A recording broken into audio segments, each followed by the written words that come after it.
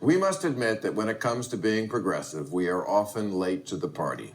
And if you need further proof, this Sunday, which is Mother's Day, think about the fact that when my mother was born, women in America could not vote.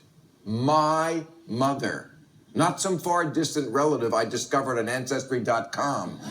My mother, who was born in 1919, the year before women got the vote. Of course, by the time she had me in 1956, things for women had really changed. How much? I'll leave that to Rex Harrison to explain. He played Professor Henry Higgins when My Fair Lady opened on Broadway in 1956. Hit it, Rex. But women are irrational, that's all there is to that. Their heads are full of cotton hay and rags. They're nothing but exasperating, irritating, vacillating, calculating, agitating, maddening, and infuriating hags.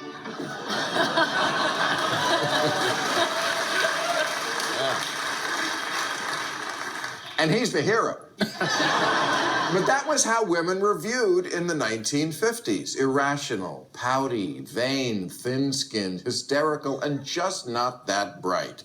Does that sound like anyone we know today? Who? Oh, yeah.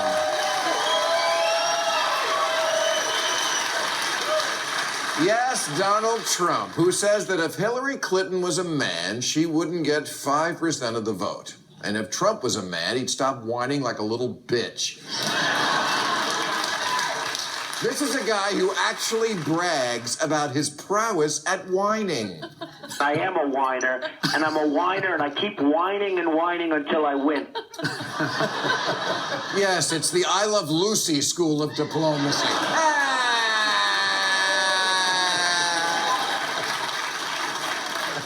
Does anyone fit the stereotypical 50s description of a woman better than Donald Trump? Any cringe-inducing line they ever said about a secretary on Mad Men is true about Trump. And yet, he's the one with the penis. And we know that because if you make fun of it, he'll be up all night tweeting about how great it is. He accuses Megyn Kelly of being menstrual, but for him, that time of the month is always.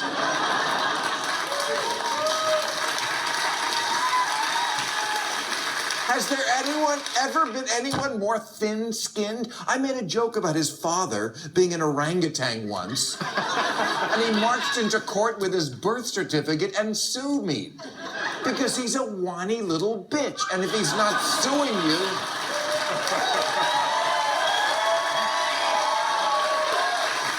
If he's not suing you, he's threatening to sue you, or demanding an apology, or threatening to spill the beans.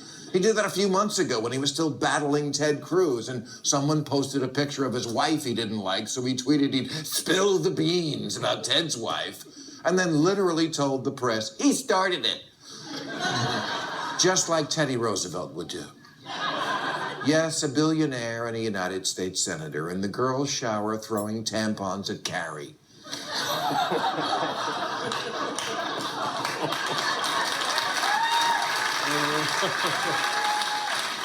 I sure hope this man gets elected so the world respects us again.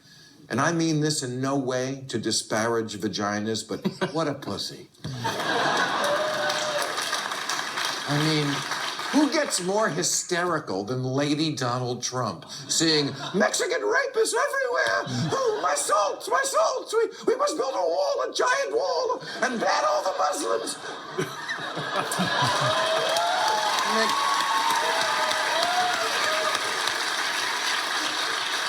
He makes Lindsey Graham look like Vin Diesel. This isn't presidential, it's Glenn Close boiling the rabbit.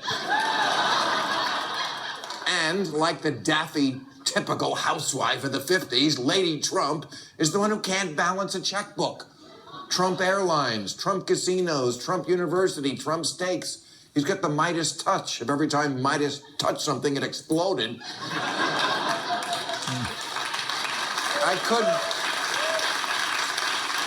I could go on, but instead I'd like to turn it back over to Rex Harrison to sum it all up.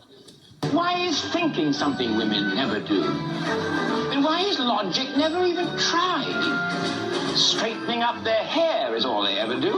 Why don't they straighten up the mess that's inside?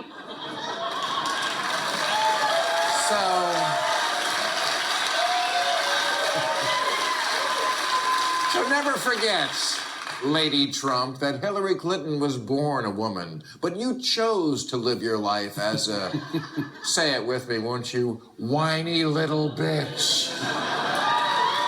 Which is why if Hillary is the Democratic nominee, I'll be voting for the only one who has balls.